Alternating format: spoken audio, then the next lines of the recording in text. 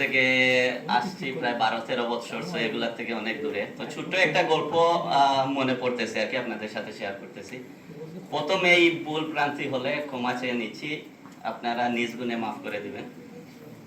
তো আমাদের আসলে বাস্তব যে প্রেক্ষাপটে কি হয়, আমরা এখন পুরো সমাজটা দুই ভাগে বিভক্ত। যেমন যারা একটু ইসলামী পোশাক আশাক পরিধান করে চলাফেরা করে, অন্য যারা আছে ওরা কিন্তু সবসময় একটু নেগেটিভ ভাবে দেখে। তো এরকমই একটা স্টোরি। একবার একটা ট্রেনের মধ্যে, আপনার ফার্স্ট ক্লাসের মধ্যে একজন হুজুর উঠে বসছেন। তো তার মধ্যে ছিল একজন নাস্তিক একজন লোক। সে যখন দেখলো একজন হুজুর ট্রেনের মধ্যে আইসা তাও ফার্স্ট ক্লাসে বসছেন, প্রথম মাথা খারাপ প্রথমে হয়ে গেল যে হুজুর উনি আবার ফার্স্ট ক্লাসে কেন বসবে, উনারা তো থাকবে একদম অর্ডিনারি একটা সিটে এরকম।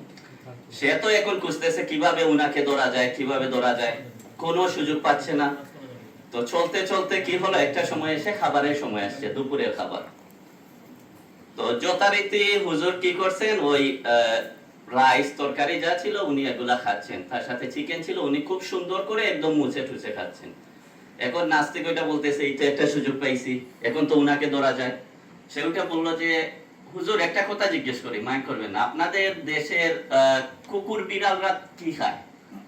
এখন হুজুর দেখলো ওই বার্গার স্যান্ডউইচ খাইতেছে, উনি বললেন হে আমাদের দেশের কুকুর বিড়ালরা বার্গার স্যান্ডউইচ খায়। তো এখানে সে অনেক বাজে ভাবে অপমানিত হলো। আবার যাচ্ছে তো যাচ্ছে, তার রাগ কোনোভাবেই দমাই রাখতে পারতেছে না। এখন হুজুর উঠে গেছেন, উনার টুপি মাফলার রেখে উঠে গেছেন অজু করতে। তো উনি অজু করে এসে দেখেন ওই জানালা দিয়ে এগুলা ফালাই দিছে। তো আশেপাশে যারা, ওরা ইশারা দিয়ে বলছে যে ওই ফালাইছে। হুজুর কিছু বলেন নাই, উনি সবর করে বসে আছেন।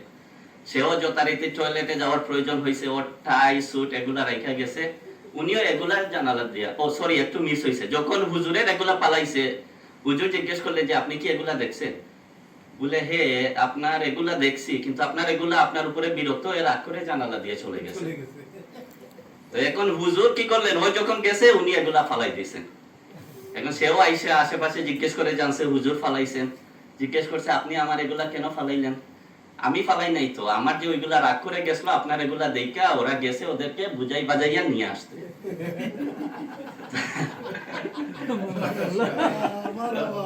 যাই হোক, আসলে আমরা হুজুর বা আমরা যারা ইসলামিক ইয়েতে ইয়ে করি, আসলে আমরা এত বেশি দাম না, ঠিক আছে? আমরা জাস্ট আমাদেরকে এক্সপ্রেস করতে পারি না, ইয়ে করতে পারি না। সাইদ হিসাবের একটা কথা মনে পড়ে, উনি বলতেন যে আমরা ওই যে ছাগলের পালের সাথে মিশে আমরা কি হয়ে গেছি, বেড়ার পালের সাথে মিশে আমরা সিংহ হয়েও মনে হয় আমরা বেড়ার মতো আছি। বাট একবার যদি আমরা আমাদের অ্যাকচুয়াল গর্জনটা দিয়ে দেই, আমরা যদি কনফিডেন্টলি আমরা যদি সবার সাথে সবার সামনে থাকতে পারি, আসলে আমরা এইরকম সব সিচুয়েশন আমরা মোকাবেলা করতে পারি।